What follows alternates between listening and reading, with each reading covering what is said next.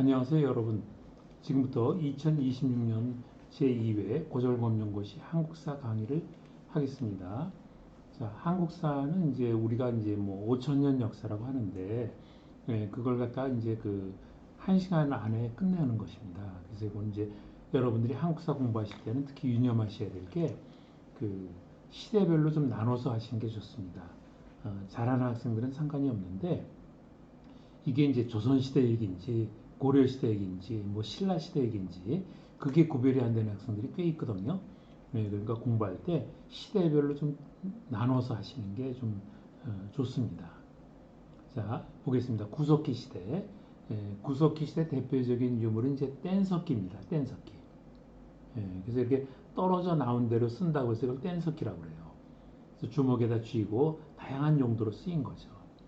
또 이때는 이제 그 사냥을 하거나 또 열매를 따먹거나 아니면 물고기를 잡거나 이렇게 해서 살았어요. 그러니까 고정된 집이 필요 없었거든요. 그래서 계속 이동을 해야 됐기 때문에 그래서 이제 동굴이나 막집 이런 데서 주로 살았습니다. 그래서 구석기 시대는 이 정도로만 정리하면 됩니다. 그래서 신석기, 석기가 조금 발달한 거죠. 구석기가 있고 신석기가 있고. 그래서 이때는 석기를 갈아서 썼어요. 그래서 이제 간석기라고 그러죠. 그래서 여러분이 이제 국립중앙박물관 그런 데 가보면은 석기가 이제 간석기가 굉장히 정교화되는 걸 알 수 있습니다. 그러니까 굉장히 이때만 해도 지능이 이제 발달한 걸 알 수가 있겠죠. 그리고 이때 이제 농사를 짓기 시작합니다. 그래서 이제 농사를 지으려면은 일정한 기간을 돌봐줘야죠.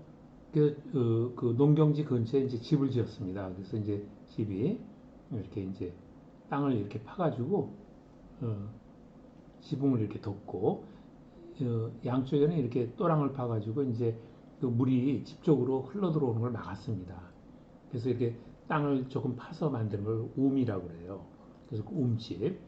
그다음에 곡식이나 씨앗 이런 걸 갖다 저장하는 그 그릇이 필요했겠죠. 그래서 이게 빗살무늬토기 여기 빗살이 있다 그래서 이게 빗살무늬토기 알겠죠?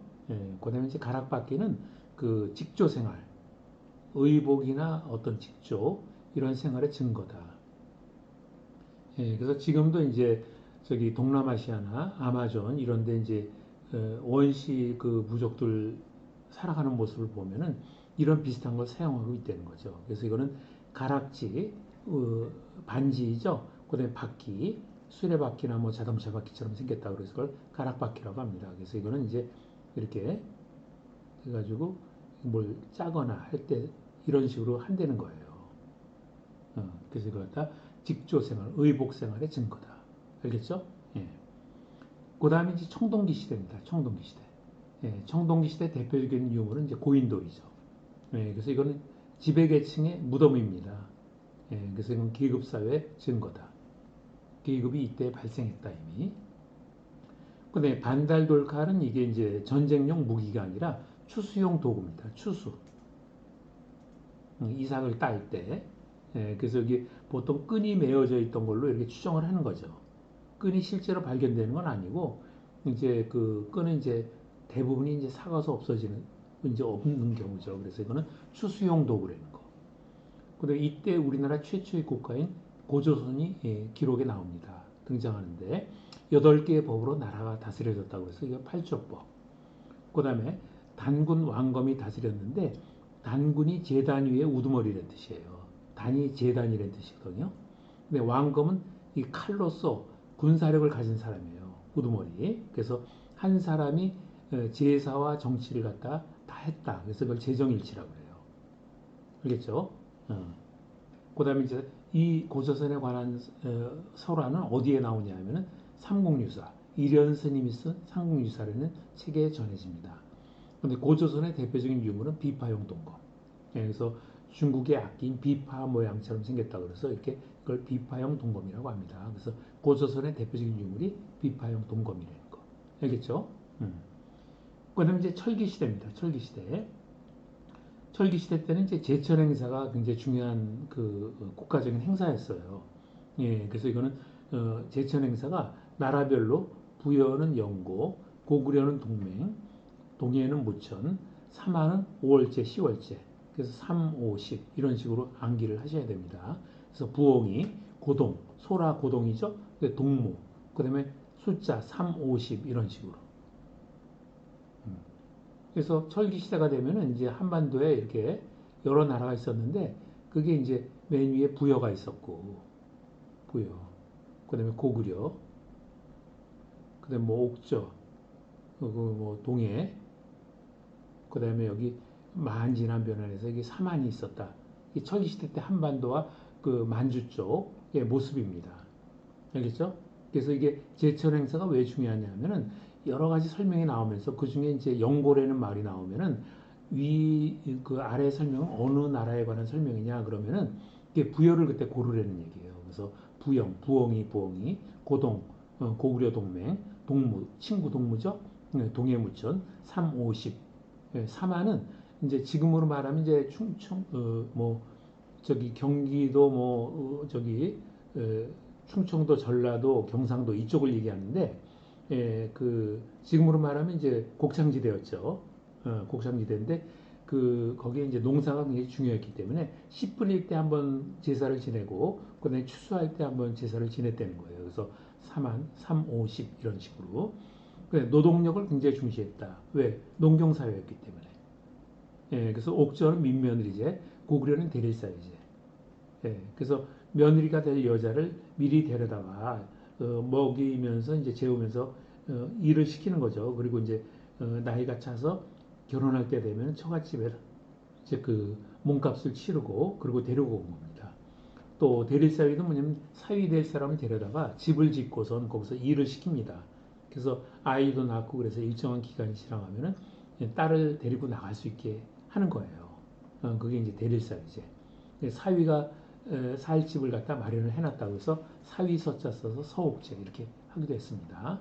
그래서 이거 기억하시고 동해에는 어떤 풍습이 전해지냐면 책화, 부족 간의 경계를 중시했다. 그래서 부족 사이의 경계를 중시했기 때문에 다른 부족의 땅에 들어가서 열매를 따거나 사냥을 하다 걸리면은 뭐 12배로 물어내는 그런 풍습이 있었어요. 사마는 또 소도가 있었다. 소도는 뭐냐면은 정치와 종교가 분리되어 있다는 증거예요. 그래서 그 제사장이 다스리는 구역을 소도라 그랬어요. 소도. 그래서 여기는 어떤 죄를 짓고 도망가는 사람이 있어도 쫓아 들어가지 않았다. 사마는 이제 마한, 진한, 변한 이렇게 셋으로 나뉩니다. 그래서 마한은 나중에 백제, 진하는 신라, 변하는 가야 이렇게 변합니다. 그래서 변환하면 또 철. 그래서 이거는 이제 그 철 나면 가야지 이런 식으로 암기를 하셔야 됩니다. 철 나오면 무조건 변환 아니면 가야 합니다. 철. 알겠죠? 예. 그래서 여러분들이 공부할 때 여기까지 하나 이제 끊어서 공부를 하세요. 그래서 요거는 이제 구석기, 신석기, 청동기, 철기를 구별하는 그 내용을 갖다 잘 이제 봐두시고 그다음에 좀 어느 정도 됐으면 이제 삼국시대로 넘어가면 됩니다. 자, 삼국시대 삼국 항쟁의 항쟁의 주요 지역은 한강이었다. 왜 한강이었냐면 과거에 중국과의 교류로 가장 많이 쓰였던 데가 한강 하구에 있었어요. 그래서 그게 조류를 따라서 이제 중국과 이렇게 배를 타고서 과거에 교류를 많이 했거든요. 그래서 한강이 굉장히 중요했다. 그리고 한강이 굉장히 한강 유역이 그 땅이 굉장히 기름집니다. 그래서 지금도 경기미를 제일 비싸게 질이 좋다고 그러죠. 그래서 삼국이 백제, 고구려, 신라가 주로 두고 싸운 지역이 한강이다. 그다음에 백고무신 이거는 한강 유역을 차지한 순서예요. 그래서 백제, 고구려, 신라 이렇게 외우기 좋으라고 이 무자를 넣은 겁니다. 그다음에 이제 전성기는 백제가 4세기, 고구려가 5세기, 신라가 6세기. 그래서 4, 5, 6 백고무신 이렇게 암기를 하셔야 됩니다. 그래서 이건 시험에 만약 어떤 지도가 나오고 5세기라는 표현이 나오면 그 지도는 무조건 고구려입니다. 고구려에 관해서 묻는 거니까 그냥 고구려를 동그라미 치면 될 정도예요. 또 6세기가 나왔다. 그러면 신라를 동그라미 치면 됩니다. 알겠죠? 예. 그 다음에 불교는 이제 왕권 강화를 위해서 도입을 했다. 그래서 종교가 이제 옛날에 토속 신앙이 이제 주로 많았죠. 그래서 그 종교가 다 달랐기 때문에 그 어떤 통치의 편리를 위해서 불교를 도입을 했다는 거. 그러니까 소슬왕은 이제 고구려, 그다음에 법흥왕은 신라. 그래서 요 왕권을 강화하느라고 불교를 도입한 그 왕, 뭐 기억하시고. 그다음에 과거에는 이제 왕권도 강했지만 귀족회의가 굉장히 힘이 셌어요.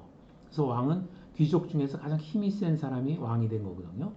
그래서 신라의 화백회의, 백제의 정사함회의, 고구려의 제가회의. 그래서 회의자 들어가면 전부 귀족회의라는 거. 특히 이제 화백회의가 시험에 잘 나오는데 그 이유는 뭐냐면 결국 가장 조금의 작고 힘없는 신라가 통일을 하게 되죠. 그래서 그 화백회의를 갖다 그래서 이제 시험에 잘 냅니다. 음. 그래서 화백이라는 뜻은 뭐냐면은 이게 화백이라는 게 만장일치라는 뜻이에요. 그래서 이 세 나라 중에서도 이제 신라가 그 가장 국력이 약했기 때문에 똘똘 뭉쳐서 이제 뭔가 결정하고 일사불란하게 움직였다는 그런 의미가 있습니다. 자, 백제는 4세기. 그래서 백제에서 시험에 가장 많이 출제되는 왕이 근초고왕입니다. 근초고왕. 그래서 중국의 요소 산동지방, 일본의 큐슈까지 점령을 한 적이 있다. 무령왕은 22담로 행정구역을 만들었다. 예, 무령왕이 시험에 잘 나오는 이유는 우리나라 그 왕 중에서 무덤이 도굴되지 않은 채 발견된 거의 유일한 왕이에요. 그래서 무령왕이 이렇게 시험에 나옵니다. 그래서 22담로 기억하시고 그 다음에 백제는 이제 가장 잘 나갔던 나라예요. 삼국 중에서. 왜? 한강 유역을 차지했었기 때문에. 그리고 충청도, 전라도를 차지했죠. 그러니까 곡창지들을 차지했어요. 그러니까 과거에는 이제 농업 국가였기 때문에 곡창지들을 차지한 나라가 가장 부강했거든요. 네, 그래서 백제가 가장 부강했는데 가장 먼저 망합니다. 그 이유 때문에. 그래서 성왕이 중흥 다시 일으키려는 나라를 일으키려는 노력을 했는데 실패로 끝나죠. 그래서 백제의 수도는 위례, 지금의 이제 하남 위례라고 해서 한강 유역입니다. 그다음에 옹진, 공주죠. 사비, 부여 이렇게 옮겨가다가 결국 망합니다. 알겠죠? 또 백제와 일본의 관계를 가장 잘 나타내는 것은 유물은 이제 칠지도. 그래서 가지가 7가지가 있다고 해서 이걸 칠지도라고 그래요. 이렇게 칠지도. 알겠죠? 그래서 이건 백제 왕이 일본 왕에게 하사한 것으로 알려져 있는 거죠. 또 도교 시험에 잘 나옵니다. 도교의 영향을 받은 게 뭐가 있냐? 금동대학로. 여기에 도교의 상징이 되는 이제 뭐 구름이라든지 여러 가지 무늬가 여기 새겨져 있다는 거예요. 금동대학로가. 근데 산수면이 벽돌. 여기도 이제 이런 이런 신선 사상을 나타내는 것, 또 뭐 이런 구름, 이런 그 도교만의 특징이 여기에 새겨져 있는 거예요. 그다음에 이제 고구려의 사신도, 고구려는 이제 왕이 죽으면은 이 그 방을 만들어서 이 안에다 이제 그 시신을 안치를 했거든요. 그래서 북쪽에는 이제 현무, 남쪽에는 주작 이런 그림을 상상 속의 동물을 그림을 그렸어요. 뭐 청룡이라든지 백호라든지 뭐 이런 건데 청룡 백호는 시험에 거의 안 나옵니다. 그래서 현무하고 이제 주작 이런 게 있는데 이게 상상 속의 동물. 그게 이제 사신도예요. 사신도 이게 다 도교의 영향이다. 알겠죠? 또 백제는 이제 많은 유적 유물들이 파손이 됐는데 그 중에 남은 게 이제 미륵사지 석탑. 그것도 일부 이제 부서져 가지고 이게 있습니다. 알겠죠? 예. 자, 고구려는 5세기가 전성기입니다. 그래서 광개토대왕이 만주를 지배하고 그다음에 신라를 도와서 왜구를 쫓아낸 기념으로 만들어진 그릇이 호우명 그릇. 우리도 지금 국가적인 큰 행사가 있으면 뭐 머그컵도 만들고 여러 가지 기념품을 만들죠. 그것 중에 하나가 이제 신라 시대 때는 게 호우명 그릇이라는 게 있었어요. 예, 그래서 밑에 이제 그림이 나옵니다. 근데 장수왕은 이제 아버지 광개토대왕이 만주 땅을 다 지배를 하니까 평양으로 수도를 옮겨가지고 한강 이남을 공격합니다. 예, 그래서 중원 고구려비를 세운 충청부터 중원까지 내려오죠. 알겠죠? 그 다음에 그 중국의 수나라가 쳐들어왔을 때 을지문덕 장군이 그 수나라 군대를 무찌르고 큰 싸움에서 승리한 게 살수됐죠. 그 살수가 지금으로 말하면 청천강이라는 곳인데 그렇게 기억하지 마시고 그냥 수나라를 없애버렸다. 수나라가 멸망을 하게 됩니다. 이걸 계기로 해서. 그 다음에 이제 수나라 다음에 중국의 당나라가 들어오는데 이때 이제 당태종, 중국에서 가장 유명한 왕 중에 한 명이에요. 그 왕이 이제 고구려를 침략을 했는데 그때 안희성에서 양만춘 장군이 무찌릅니다. 그래서 당나라의 침략을 격퇴를 했고 그다음에 연개소문은 이제 왕은 아니지만은 그 당시에 굉장한 권력자였다. 대망리지였다. 그다음에 고구려에서 가장 많이 나오는 제도는 진대법입니다. 그래서 봄에 곡식을 빌려주고 가을에 갚는 거. 그래서 춘대 춘합. 알겠죠? 예. 자, 그다음에 이제 남북국 시대가 되는데 남북국 시대는 이제 그 남쪽은 신라가 이제 백제 고구려를 멸하고 이제 통일을 하는 거죠. 예, 그래서 남쪽은 통일신라, 북쪽 옛 고구려 땅에는 발해가 등장하는데 그걸 갖다 남북국 시대라고 합니다. 그래서 신라의 전성기는 6세기부터 시작된다. 그리고 이제 삼국을 통일해서 통일신라로 발전을 하는 거죠. 자, 1번 골품제도. 골품제도는 신분제도입니다. 신분제도. 그래서 성골, 진골, 육두품. 그러니까 성골은 아버지, 어머니가 전부 왕족인 사람. 진골은 부모 중에 한쪽이 왕족인 사람. 근데 육두품은 왕족의 피가 섞이지 않은 사람 중에서 가장 높은 지위에 올랐다는 사람들을 육두품이라고 합니다. 그래서 이 사람들은 아무리 능력이 뛰어나도 성골, 진골이 차지하는 어떤 관직을 차지하기가 힘들었어요. 예, 그래서 이제 관직 승진에 제한이 있었다. 또 화백기에는 귀족이라고 그랬죠. 그래서 이 화백이라는 건 만장일치라고 그랬어요. 근데 내무랑은 김씨의 왕이 세습을 이루었다. 이 말은 뭐냐면은 신라는 이제 박씨와 석씨와 김씨가 돌아가면서 왕을 했어요. 근데 이제 내무랑 때 와서 이 박씨와 석씨를 누르고 김씨끼리 왕위를 세습하게 됐다. 또 법흥왕은 불교를 공인한 왕이다. 불교를 일으킨 왕이죠. 그래서 이게 법이라는 게 부처님의 법을 얘기하는 거예요. 말씀. 불교를 일으켰다. 그래서 법흥왕. 근데 진흥왕. 신라에서 가장 시험에 잘 나오는 왕이죠. 그래서 화랑도를 개편해서 전사 집단으로 만들고 한강 유역을 차지하게 되죠. 그리고 거기에 세운 비가 진흥왕 순수비. 자, 민정문서 3년마다 작성을 했고 이때 노동력과 생산 자원을 파악을 했다. 이건 뭐냐면 세금을 징수하기 위한 거예요. 그래서 이제 3년이 지나면은 어린아이가 장정이 될 수도 있고 또 황무지를 개간해서 농토가 늘어날 수 있고 과실수, 열매수도 이제 본격적인 수확을 할 수도 있죠. 그래서 이렇게 세금을 거두기 위해서 노동력과 생산 자원을 파악했다. 그게 민정문서. 또 우리나라 스님 중에서 가장 시험에 잘 나오는 스님이 원효 스님입니다. 그래서 불교를 대중화하는데 기여를 했다. 그래서 어려운 불경 배우는 것보다 나무아미탑을 이것만 암송을 하면은 그 극락왕생할 수 있다. 이런 식으로 해서 불교를 대중화하는데 굉장히 기여를 했다.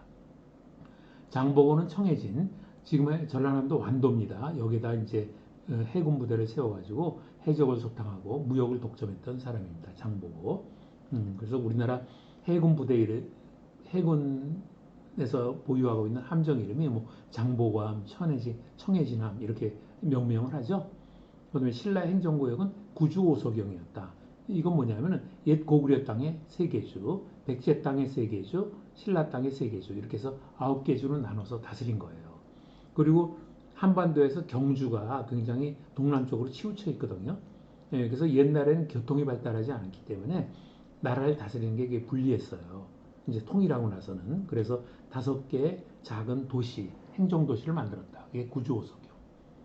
또 문화는 이제 삼국시대는 대부분 문화가 그 신라께 나옵니다. 왜냐하면은 삼국 통일하면서 그 고구려라든지 그 백제 문화가 엄청나게 파괴가 됐어요. 그 남아있는 게 거의 이제 신라 것만 남아있기 때문에 우리가 이제 수학여행 가면 되게 신라 쪽으로 갑니다. 특히 이제 불국사 쪽으로 경주. 그래서 불국사, 석가탑, 다보탑, 첨성대, 석굴암, 성덕대왕, 진족 이런 게 있다. 또 독서 상품과는 이제 책을 읽게 해서 이게 이제 유교 경전이죠. 그래서 상품, 중품, 하품으로 나눠서 관리로 등용을 했다. 원성왕 때 실시를 했다. 근데 매수성 전투, 기벌포상은 뭐냐면은 신라는 이제 당을 끌어들여서 중국의 당나라를 끌어들여서 백제와 고구려를 무너뜨렸거든요. 근데 당나라가 괜히 도와준 게 아니죠. 그러니까 당나라 속셈은 나중에 이제 신라까지 점령을 하려고 했는데 그걸 이제 알고 있던 신라가 미리 대비를 하고 있다가 매소성 전투와 기벌포 싸움에서 이겨서 당나라 군대를 물리친다는 그런 내용입니다.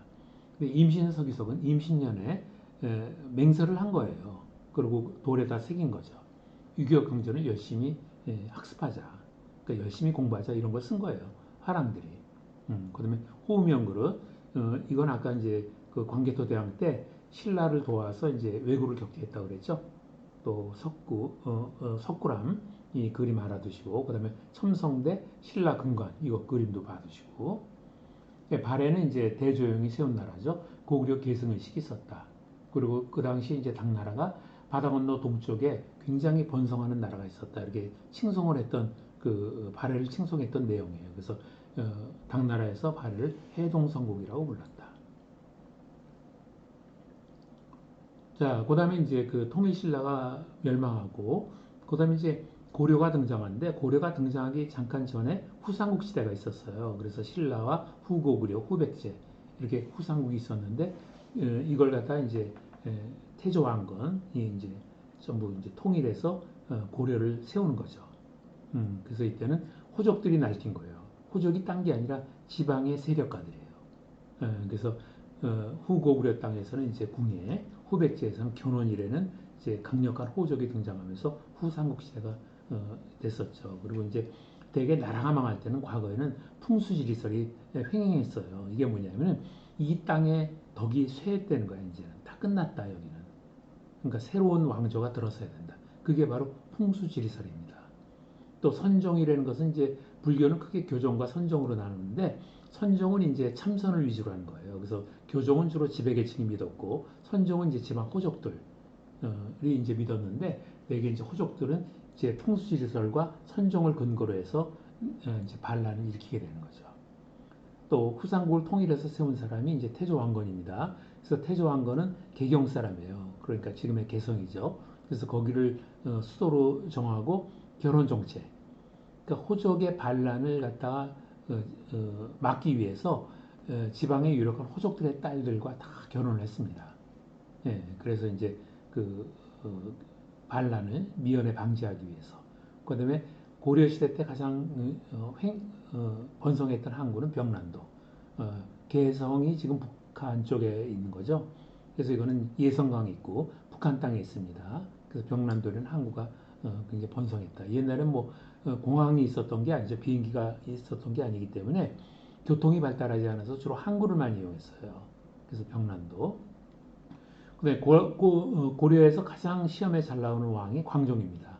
광종의 왕권 강화 정책. 그래서 이제 노비안건법, 억울하게 노비된 자를 해방해서 그 평민으로 돌려주고 이제 귀족의 세력을 갖다 억누르는 제도가 바로 노비안건법입니다. 왜냐하면 노비라는 것은 생산하는데 굉장히 중요한 노동력일 뿐만이 아니라 유사시에는 이게 군사로서 활약을 하거든요. 그래서 귀족들의 노비 수를 줄이는 게 왕권 강화에는 굉장히 영향이 있었던 거예요. 근데 과거제도. 네, 그래서 이건 뭐냐면은 고려는 특징이 문벌귀족이에요. 조선은 양반이죠. 그래서 결혼을 통해서 끼리끼리 어떤 결혼을 해서 세력을 확장시키는 거예요. 그게 문벌입니다.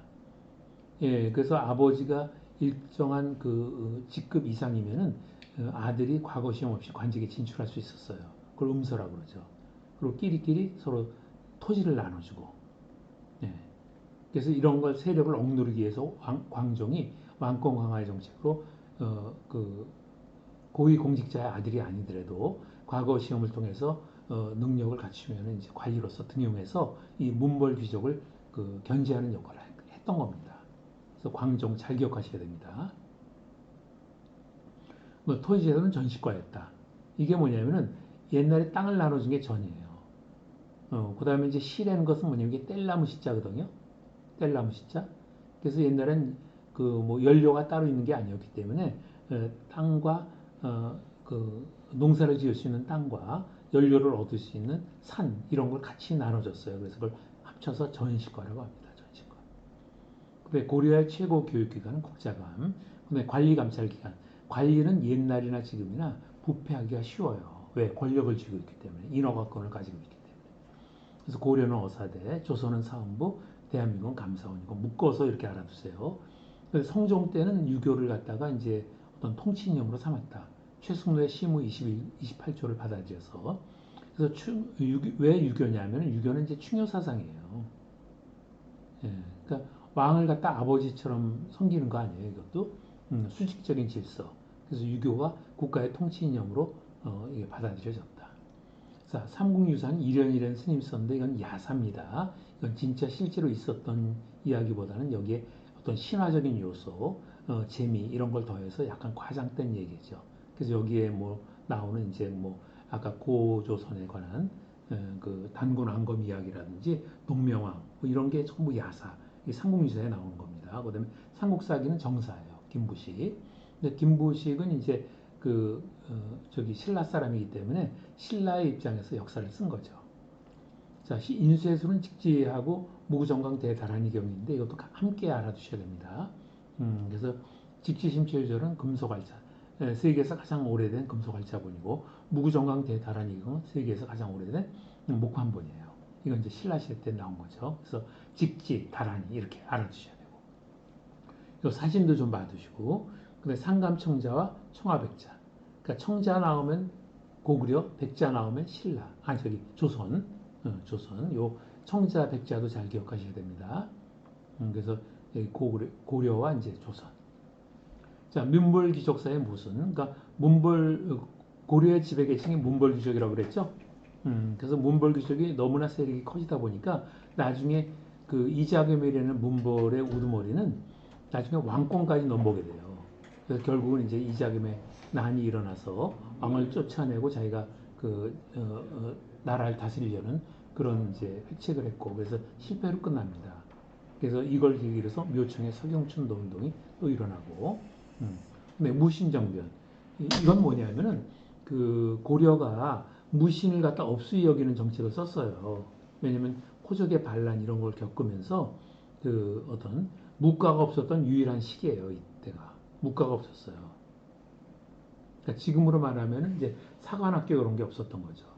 그래서 고려 시대 때는 그 뭐 유명한 장군들 거기 밑에 이제 서희 장군이라든지 강감찬이 전부 문신들이에요. 그러니까 최고 사령관을 전부 문신이 했다.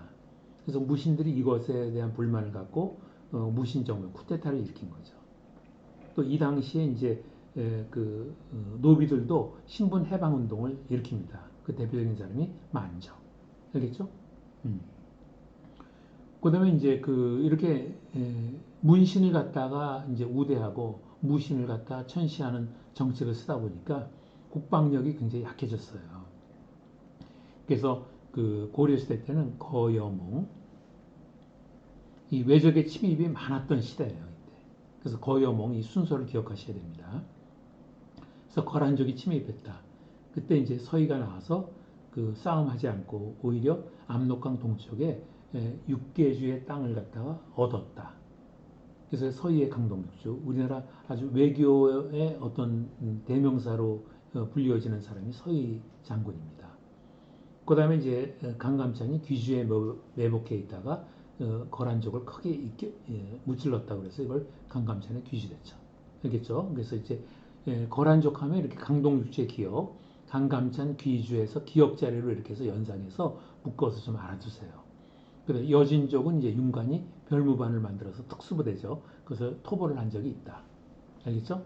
그다음에 몽고족, 세계에서 가장 넓은 영토를 지배했던 민족이죠. 그래서 원나라를 세웠고, 그다음에 이제 한반도까지 쳐들어온 거예요. 그래서 고려 귀족 지배계층들이 왕과 함께 이제 그 강화도로 피신을 하게 되죠. 그리고 이제 그 부처님의 힘을 빌어서 몽고족의 침입을 물리치기 위해서 만들어진 게 팔만대장경. 그리고 최후의 일인까지 싸우다가 죽게 되죠. 그게 삼별초. 그리고 이제 몽고가 고려를 지배하게 되니까 그때 이제 친원파가 생기게 됩니다. 그래서 그들을 부르는 이름이 이제 권문세조. 알겠죠? 그다음에 고려 시대에서 두 번째로 출제가 많이 되는 왕이 공민왕입니다. 공민왕. 그래서 이때 되면 이제 원나라가 쇠약해지게 돼요. 그래서 반원 정책을 쓰면서 옛날 그 원나라에게 빼앗겼던 쌍성 총감부라는 지역 땅을 갖다 탈환을 하게 됩니다. 그리고 전민 변정동을 만들어서 토지제도라든지 뭐 여러 가지를 개혁하려고 했는데 실패를 하게 돼요. 알겠죠? 그다음에 고려 시대 여성의 지위는 굉장히 높았다. 여자도 호주가 될 수 있었고, 뭐 재혼을 할 수 있었고, 아들과 딸이 똑같이, 엄마와 아들이 똑같이 상속까지 가능했다. 알겠죠? 그래서 고려 시대 여성의 지위가 굉장히 높았다는 거. 또 향수 부공민은 거주 이전에 제한이 있었지만 이제 세금 부담은 했다. 그다음에 고려의 백정은 농민을 백정이라고 그랬어요. 조선의 백정은 도축업자거든요. 소, 돼지, 닭 이런 거 잡고 그러는 사람들 차이가 있다는 거. 불교는 이제 교종과 선종으로 나눈다 그랬죠. 그래서 교종은 주로 경전을 통해서 부처님의 말씀을 공부하는 거고 선종은 참선. 알겠죠? 그다음에 교종의 대표적인 종파가 천태종입니다. 그다음에 선종은 조계종. 그리고 천태종의 대표적인 스님이 의천. 그래서 천자 천자 이렇게 같이 묶어서 좀 알아두시고 조계종은 조계종 진울 지읒지읒 이렇게. 그다음에 그 교정에서는 교간 겸수라고 그래서 불경 공부를 하면서 참선도 같이 한다는 거고 그다음에 도로 점수라는 것은 크게 깨달음을 얻은 다음에 수양을 통해서 부처님의 말씀을 배워가는 거예요. 도로 점수. 그다음에 고려가 망하고 이제 조선이 이제 들었었죠. 그러니까 조선은 이제 태조 이성계가 위화도 회군 일종의 쿠데타죠. 이걸 통해서 이제 그 권력을 쥐게 되고 그래서 이 이성계와 신진사대부가 합쳐서 조선을 세우게 됩니다.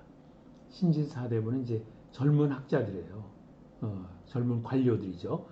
신진이라는 것은 젊다는 의미가 있고 사대부는 글 공부를 해서 과거에 합격한 사람들 이런 사람들을 갖다 그 사대부라고 합니다. 그래서 이 사람들이 주로 공부했던 학문이 성리학, 인간의 본성과 우주의 이치에 관한 학문이에요. 신문제는 크게 양천제로 이제 이루어져 있다. 그래서 양반, 중인, 상민을 갖다 이걸 양인이라고 해요. 그다음에 천민 이렇게 나눴다. 알겠죠? 그러니까 양반, 중인, 상민은 자유민이죠. 그래서 천민은 어디에 속해 있는 거고 매여 있는 거고. 근데 삼사라는 제도가 있었는데 이건 이제 정도전이 만든 거죠. 그래서 권력의 독점과 부정을 방지하기 위해서 서로 견제를 할 수 있게.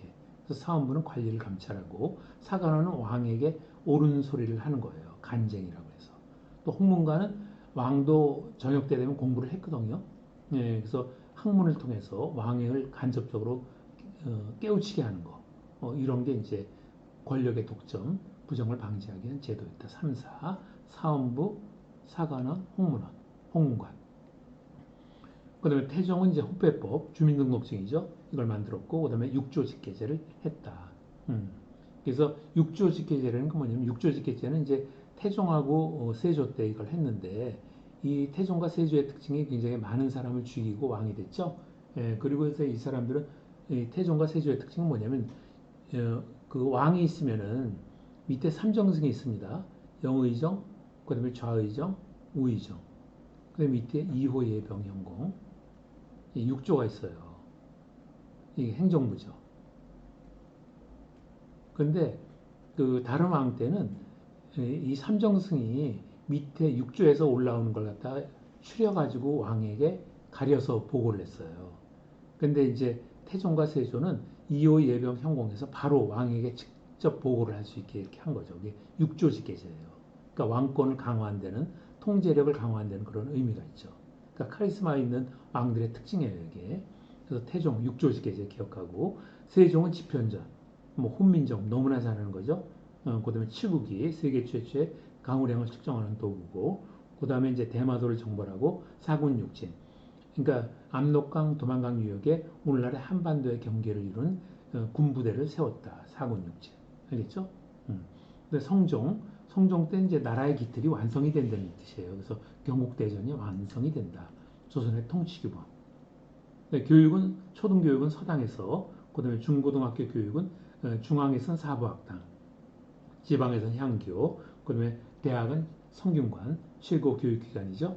근데 교통통시제도는 여원제와 봉수제가 있었다.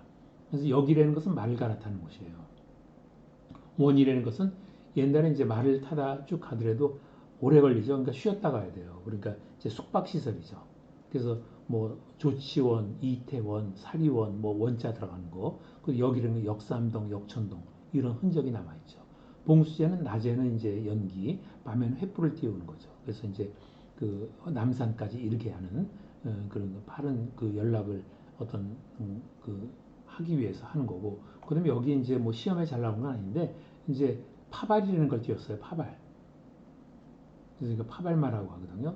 그래서 이제 이렇게 봉수로 이제 신호를 띄운 다음에 빠른 말을 통해서 이제 서류를 만들어서 이제 빠르게 정하는 거죠. 그래서 이제 그 구파발이라는 게 있죠. 그래서 옛날에 서쪽으로 주로 중국에서 침략을 해 들어왔기 때문에 그쪽에서 이제 경복궁까지 가장 빠른 말로 이제 달려 들어온 거죠. 그게 파발. 그 토지제도는 국가의 토지 지배권을 강화하는 방식으로 바뀌었다. 그래서 과정법은 이제 땅을 나눠줬는데 나중에는 이제 그 식량을 나눠줘요. 땅에 토지에서 식량으로. 왜? 토지를 나눠주다 보니까 그 토지에서 농사를 짓는 사람들이 나라에 충성하는 것보다도 그 관리에게 충성을 하는 거예요. 그래서 이제 나중에는 쌀, 보리 뭐 이런 걸 나눠주는 거죠. 월급조로. 네, 잡세꾼은 예비군. 그러니까 여러 가지 그 신분들이 섞여서 동원이 됐다고 그걸 잡세꾼이라고 합니다. 그래서 국가 위기 시에는 이게 그 예비군이라는 게 동원이 됐거든요. 그래서 그걸 잡세꾼이라고 불렀습니다.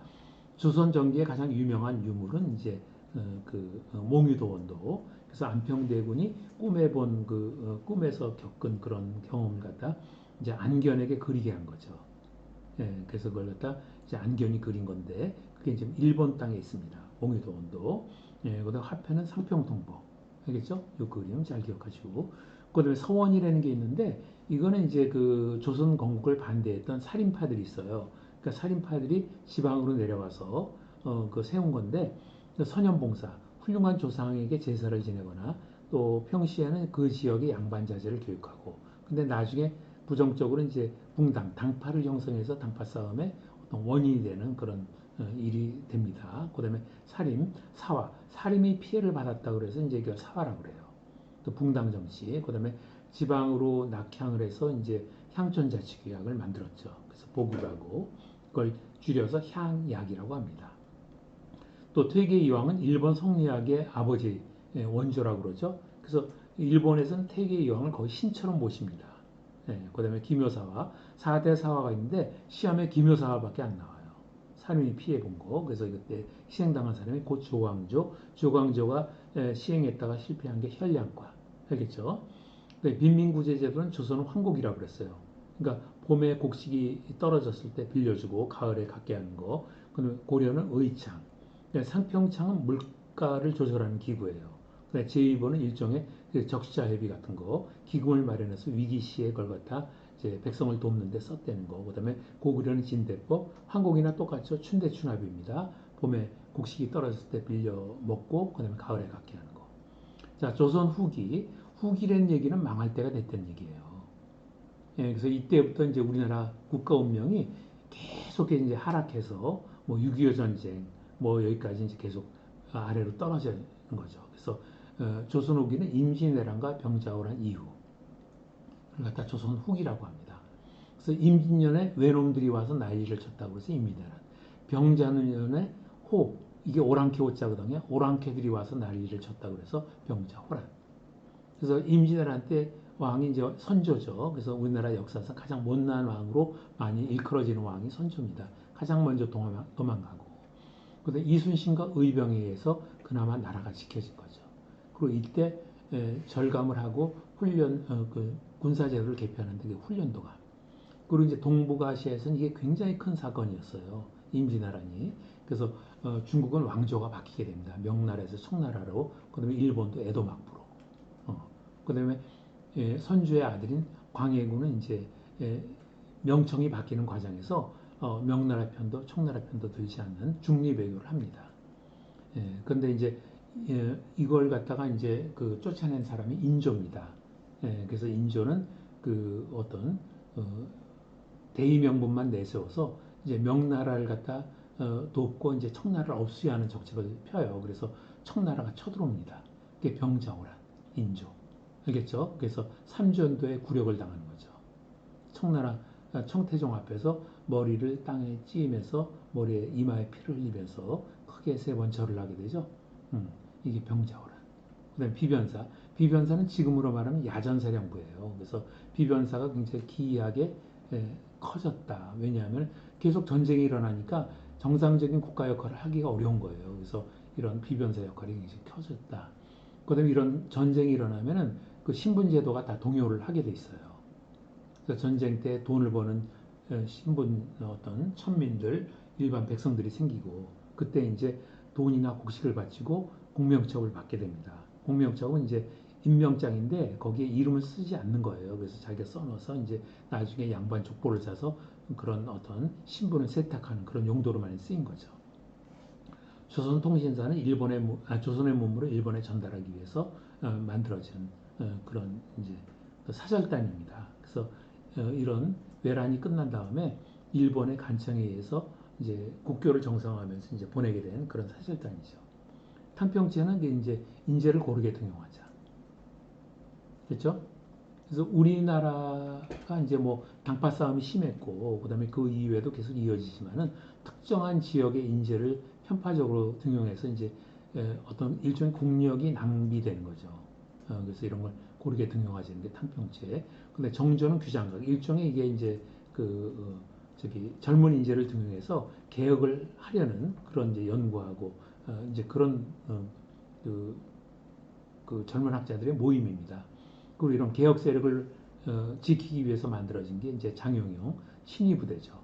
그리고 아버지 사도세자를 갖다 추모하기 위해서 만들어진 게 수원의 화성이고 유네스코 세계문화유산에 등재가 돼 있죠.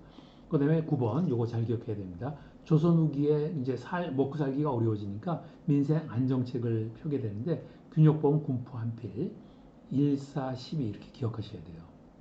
알겠죠? 그래서 세금을 낮춰주는 제도를 이제 하게 됩니다. 영정법은 1결 4도, 대동법은 1결 12도. 그래서 그나마 성공한 게 대동법이에요. 그래서 조선시대에는 공납이라는 제도가 있었어요. 그래서 이제 세금의 일종인데 이게 이제 토산물을 내는 건데 이게 이제 부패, 비리가 굉장히 심했거든요. 그걸 박납이라고 하는데 그 박납의 폐단을 없애기 위해서 쌀이나 돈이나 옷감으로 동일하게 내게 하는 거죠. 그 토지 면적에 따라서 토지 소유주, 지주들이 내게 하는 거예요. 음, 소작인보다는. 그다음에 이걸 계기로 해서 민영수공업이 크게 발달한다.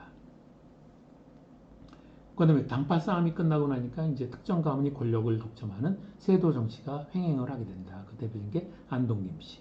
그래서 안동김 씨에 의해서 삼정의 문란이 굉장히 심해지게 됩니다. 그래서 이게 이제 삼정이라는 게 이게 세금 제도거든요. 그래서 전종, 군포, 항곡 이 세 가지를 갖다 삼정이라고 하는데 과거에 합격을 해도 그 안동김 씨에게 뇌물을 바치지 않으면 관리로 임명이 안 됐어요.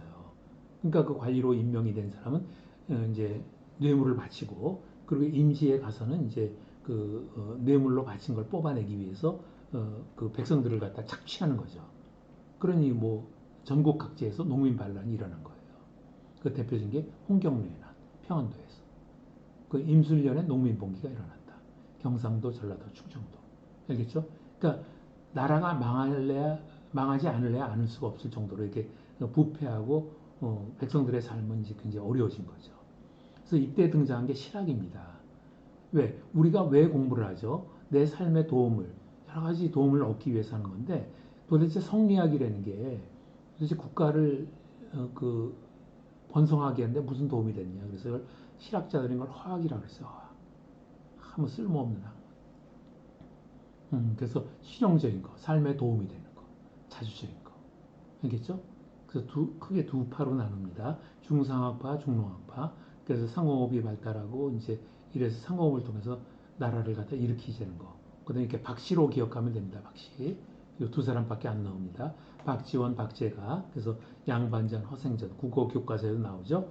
박제가는 우물론 북학의. 그래서 이 당시는 획기적인 이제 그 이론이었는데 우물은 아낀다고 해서 퍼쓰지 않으면 우물이 막힌다는 거예요. 그러니까 소비를 강조한 거죠. 그래서 화폐 이런 돈이 돌게 하는 것. 그래서 그런 걸 갖다 이제 쓴 책이 이제 북학의예요.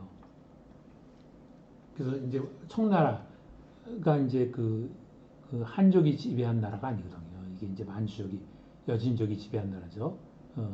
그래서 이게 우리가 배울 건 배우자 이런 거 쓴 거예요. 이게 한족은 아니더라도 중국의 원래 이제 한족이 지배를 했던 나라가 이제 중국이죠. 근데 이제 이민족 여기에서도 배울 건 배우자. 근데 중농학파는 이제 토지제도를 개혁하자. 토지제도가 이제 토지가 지나치게 한쪽에 쏠려 있는 거 아니에요. 지배계층에게만. 그래서 이런 걸 개혁하자는 거고 대표적인 사람이 정약용. 그리고 대표적인 책이 목미심서. 목민이 이게 관리를 얘기하는 거예요. 목민관. 그래서 관리들이 명심해야 될 글을 갖다 써놓은 게 목미심서.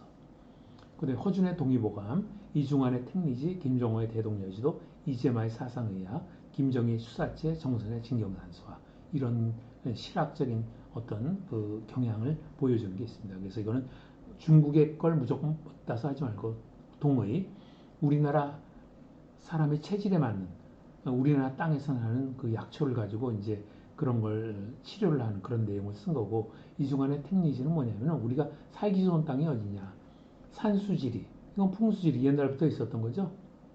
근데 여기다가 이제 인심 그다음에 생리 이걸 더한 거예요. 그러니까 인심이 뭐냐 이웃이 어떤 사람이 사느냐가 굉장히 중요하다는 거죠. 생리 살아가는데 도움이 있는 거 살아가는데 얼마나 큰 도움이 그러니까 우리가 교통이 편리한 곳에 지금도 살려고 그러죠. 그러니까 이런 걸 실용적으로 따진 거예요. 김종호의 대동여지도는 인공위성으로 찍은 한반도의 지도와 김종호가 그 걸어다니면서 만든 대동여지도가 거의 흡사하죠. 그다음에 이재마의 사상이야 무조건 처방하는 게 아니라 네 가지 체질로 태양인 태음인 소양인 소음인으로 나눠서 체질에 맞게 처방을 한다는 거예요. 그래서 김정희의 수사체 옛날에 명필하면은 대개 중국 사람의 글씨체를 본따서 쓰는 걸 명필이라고 했거든요. 근데 김정희는 그게 아니라는 거죠. 우리는 우리의 글씨체가 있을 수 있고 나는 내 글씨체가 있는데 왜 남의 글씨를 따라 쓰는 게 명필이냐. 그래서 만든 게 추사체. 정선의 진경산수와 진짜 경치를 보고 그린 거예요. 그러니까 믿기지 않죠. 옛날엔 그림을 갖다가 중국에서 화첩을 들여다가 문가비에 올려놓고 그렸어요. 근데 정선은 이제 나가서 보고선 그걸 갖다 그린 거죠. 그게 이제 인왕제색도 금강전도 뭐 이런 게 있죠. 안용복 울릉도독도 일본 어민을 축출했죠. 그래서 울릉도에 가면 안용복 로라는 게 있습니다. 네, 서민문화 발달. 그러니까 조선 후기에 가면 이제 한글이 보급되면서 한글 소설을 읽고 사람들이 깨이게 돼요. 그럼 자기 목소리를 내고 그리고 민화, 전문적으로 그림을 배운 건 아니지만 그림 재주가 있는 사람들이 그림을 그려서 여러 가지 행사에 쓰였다. 근데 판소리, 양반들의 위선, 비리, 무슨 무능 이런 걸 꼬집은 내용이 많죠. 그러니까 서민 문화 발달, 서민들의 의식이 깨었다는 거죠. 풍속가는 김홍도는 서민을 주로 그렸고 신유복은 약간 야한 그림, 양반 그리거나 부녀자 그림을 많이 그렸다. 그러니까 사상, 개인 상인들이 등장하기 시작합니다. 송상, 옛날에 개성은 송악이라고 그랬어요. 송악. 송상 그래서 인삼 유통권을 가졌다. 만상은 만주입니다.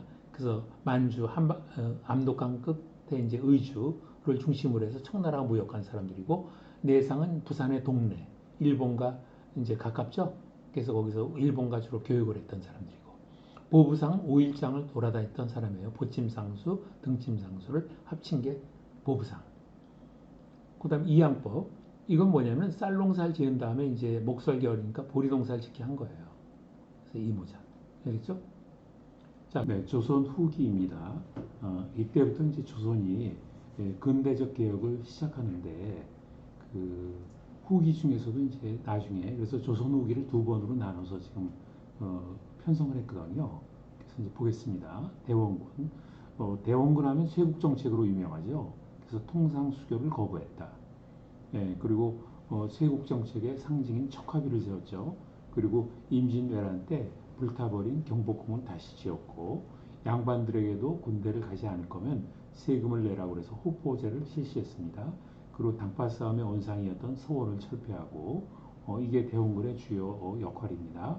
그리고 이때 미국이 이제 그 개항을 강요하는 그 신미 양요가 일어납니다. 그래서 신민연에 양이라는 게 서양이라는 뜻이에요. 그래서 서양이 와서 난리를 쳤다고 그래서 신미양요거든요. 근데 이거 이제 암기하기 위해서 신미의 미자를 따서 미국과 관련됐다는 거 기억하시고, 그다음에 병인양요는 이제 병인년에 서양이 와서 난리를 폈다 이런 뜻이거든요. 그래서 병인년에 프랑스, 그래서 비읍과 피읍 이렇게 해서 이제 좀 연결을 해서 잘 기억을 하세요. 그리고 왜 규장각 도서를 탈취해갔다.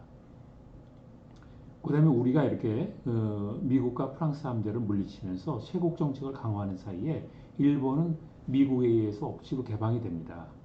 그래서 메이지 유신을 하고 그래서 이제 아시아에서는 이제 강대국으로 떠오르게 되죠. 그래서 일본에 의해서 강제로 체결된 조약이 강화도 조약입니다. 그래서 최초의 근대적 조약이고 불평등 조약이다. 일본이 강자의 입장이었기 때문에 일본에게 일방적으로 유리한 그 불평등 조약이 체결된 거죠. 그 대표적인 사례가 시해복권. 시해복권이 무슨 말이냐면은 일본 사람이 조선 땅에서 죄를 지어도 우리가 처벌할 수가 없고 일본으로 가서 일본이 처벌하게끔 되어 있는 조항입니다. 그 다음에 이모군란, 이모년에 군인들이 난리를 쳤다.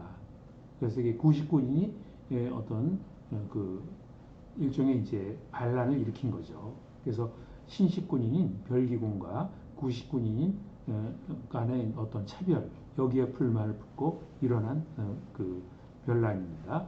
근데 갑신정변, 갑신년에 정변이 일어났다. 김옥균. 그래서 김옥균은 근대국가 건설을 목표로 인민평등, 개화파 뭐 이런 내용입니다. 그래서 이걸 보통 이제 3.1천하라고 하거든요. 3.1천하. 3일 만에 이 정변이 끝을 보게 됩니다. 알겠죠? 동학농민운동. 동학이라는 것은 서학의 반대의 의미로서 이렇게 이름을 붙인 겁니다. 그래서 서학은 천주교를 의미하는데 그 당시에 이제 아시아가 서양 세력에 의해서 지배를 당하니까 여기에 반대한다는 의미로 붙여진 것입니다. 그래서 반봉건 반해세. 그 다음에 이제 동학농민군이 워낙 기세가 등등하니까 나중에 정부군과 전주 화약이라는 걸 맺습니다. 그 다음에 우금치 전투가 있었고, 그 다음에 인내천은 사람이 곧 하늘이다. 동학의 어떤 구호입니다. 그 다음에 직강소, 개혁 추진기구죠. 그리고 최재호는 동학을 세운 사람이고, 그 다음에 전봉주는 이제 녹두장군이라고 해서 행동대장, 선봉장입니다. 일종의 싸움을 선두에서 이끌었던. 그 다음에 갑오개혁. 갑오년에 일어난 개혁인데 우리나라에서 공식적으로 신분제가 철폐된 사건입니다. 그다음에 과부도 제가를 허용을 하고 재혼을 할 수 있었다는 거죠. 그다음에 을미사변, 을미사변은 이제 명성황후 민비가 일본 낭인에 의해서 살해된 사건입니다. 그리고 이 당시에 친일 세력에 의해서 단발령까지 발표가 되면서 을미의병이 일어나죠. 그다음에 아관파천은 아관이라는 게 아라사 공사관의 준말입니다. 그래서 러시아가 한자로 쓰면 아라사라고 쓰거든요. 그래서 이게 러시아 공사관에서 아자를 따가지고 아관 파천, 고종이 러시아 공사관으로 피신을 했다. 그 다음에 독립협회 하면은 서재필이 만들었죠. 그 다음에 독립신문, 독립문, 그리고 만민공동회 일종의 토론회를 개최하고 자유민권운동을 벌였다. 을사늑야, 일본에 의해서 외교권이 박탈이 된 사건입니다. 이때 최초의 민간인 출신, 평민 출신 의병장이 등장하는데 그 사람이 바로 신돌석입니다. 그러니까 양반 이름 같지가 않죠. 그래서 이건 무슨 의미냐면은 의병장은 주로 이제 지배계층에서 많이 했어요. 그러니까 평민 출신은 거의 하질 않았다는 거. 그다음에 이때 통감부가 만들어지면서 조선 땅을 통치를 했다. 그다음에 헤이그 밀사 사건은 이제 네덜란드 헤이그에 만국 평화회의가 열렸는데 이때 고종이 이준 열사를 보내서 우리의 어떤 부당함 이런 걸 호소하러 갔는데 실패를 합니다. 그래서 이 사건을 계기로 해서 고종이 쫓겨나게 되죠. 왕위에서. 그 다음에 이제 경제적 구구운동이 있었는데 일본으로 양국 반출을 제한하는 반공령. 그 다음에 일본에게 나라의 그러니까 빚을 많이 졌거든요. 그래서 나라의 빚을 갚자는 그런 국채보상운동. 대구를 중심으로 해서 일어났죠. 근데 물산장려운동은 우리 것 우리가 만들었어요. 일종의 국산품 애용운동이죠. 그래서 서양이나 아니면 일본에서 만들어진 물건 말고 우리가 만든 물건을 사용하자. 보안에는 일제의 황무지 개강권을 반대를 했다. 이 말은 무슨 의미냐면은 일제가 황무지 쓸모없는 땅을 쓸 수 있는 땅으로 만들어주는 대신에 그 사용권을 갖다 굉장히 오랜 기간 쓸 수 있게 이렇게 하도록 한 거예요. 이걸 이제 반대를 했다는 것이죠. 근데 형평운동은 이제 일본에서 건너온 노동자들과 조선의 노동자들 간의 뭐 임금이라든지 여러 가지 대우에서 차별이 있었어요. 그래서 이런 걸 차별을 철폐하자는 게 형평운동. 그 다음에 신민회는 도산 안창호가 이제 경제, 군사, 교육이라는 측면에서 우리 민족을 새로 개조하려는 그런 운동이었어요. 근데 이제 일본이 백오인 사건이라는 걸 조작해서 이걸 해산을 시켜버렸죠. 그 다음에 나라가 어려움에 빠지니까 이제 민족주의사 이런 게 등장을 하게 됩니다. 그래서 박은식은 어려움에 빠져도 혼을 지키면 이겨낼 수 있다. 그리고 한국은 고통의 역사였다. 그러니까 많은 침략을 당했죠. 그렇지만 우리는 이제 독립을 유지했어요. 그게 독립운동 혈사, 피해 역사다. 아시겠죠? 그 다음에 신채호는 조선 상고사. 상고사가 언제냐면은 이게 부여 고구려. 우리 민족이 만주 땅을 지배하던 시절의 역사예요. 그러니까 우리는 중국과 맞서서 만주를 지배했던 민족이다. 이따위 일본한테 그 굴복당할 그런 민족이 아니라는 걸 강조하기 위해서 이런 걸 이제 강조를 했습니다. 조선사 연구초. 그다음에 정인보는 어를 강조했습니다. 뭐 박은식의 혼이나 정인보의 어리나 비슷한 내용이거든요. 그다음에 대종교는 종교 활동보다는 독립운동에 더 심혈을 기울였다. 또 불교하면 대표적인 인물이 한용운 이렇게 기억하시면 됩니다. 그리고 일제강점기 시험에 반드시 나오죠. 일제가 이제 한일 합병을 통해서 그 조선을 통치하게 되는데 그 중추적인 역할을 했던 기관이 조선총독부입니다. 알겠죠? 예, 그다음에 10년대, 20년대, 30년대 이 셋으로 나눠서 반드시 공부를 하셔야 됩니다.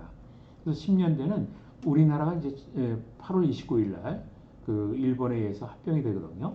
예, 그래서 이때를 갖다 무단 통치라고 합니다. 그래서 경찰 역할을 군인이 했어요. 그래서 그걸 헌병 경찰이라고 합니다. 그다음에 토지조사 사업. 그래서 물론 이제 그 나라는 이제 그 일본에 의해서 통치가 되지만 땅 자체는 이제 조선 사람의 땅이었죠. 그래서 그 땅을 갖다 빼앗기 위해서 한 일이 토지조사 사업입니다. 그래서 일제 토지수탈. 그래서 신고제를 해서 신고를 하지 않은 땅은 전부 몰수를 했다. 그다음에 민족 기업을 육성을 억제하기 위해서 회사령을 반포합니다. 그래서 허가제로. 그래서 허가를 안 내주기 위한 조치였죠. 그다음에 이러한 것에 불만을 가진 이제 조선 민중들이 3.1 운동을 일으키죠. 민족 자결주의. 우리 민족의 운명은 스스로 결정한다. 유관순, 그다음에 독립운동을 한 곳에 모아서 같이 하자. 그게 해서 만들어진 게 상해 임시정부. 그리고 군대도 한국광복군이라는 걸 창설을 하게 되죠. 또 이제 일제가 3.1 운동에 놀라서 20년대에는 이제 문화통치로 전환을 합니다. 그러니까 겉으로만 이제 좀 누그러뜨리는 그런 정책을 펼친 거죠. 그래서 산미증식계획 이거는 일본이 이때 산업혁명을 하게 됩니다. 그래서 공업화를 하면서 많은 농민들이 노동자로 변신을 하고 쌀 생산이 줄어드니까 우리나라 땅에서 쌀을 생산해서 일본으로 가져가는 산미증식계획을 합니다. 그다음에 이때는 이제 일제 시대 때는 독립운동이 되게 학생 중심이 많았어요. 그래서 60만세 운동, 그리고 광주 학생 항일 운동 이런 것들이 있습니다. 근데 신관에는 뭐냐면은 우리가 독립운동을 하는데 민족주의 세력과 사회주의 세력이 따로따로 했어요. 그래서 이걸 합쳐서 하자. 그래서 민족유일당 운동. 그래서 나중에 민족주의 세력이 남한으로 사회주의 세력이 북한으로 들어가게 됩니다. 그 다음에 간도는 항일운동의 거점이었다. 이 말은 뭐냐면 간도가 지금의 만주 땅이에요.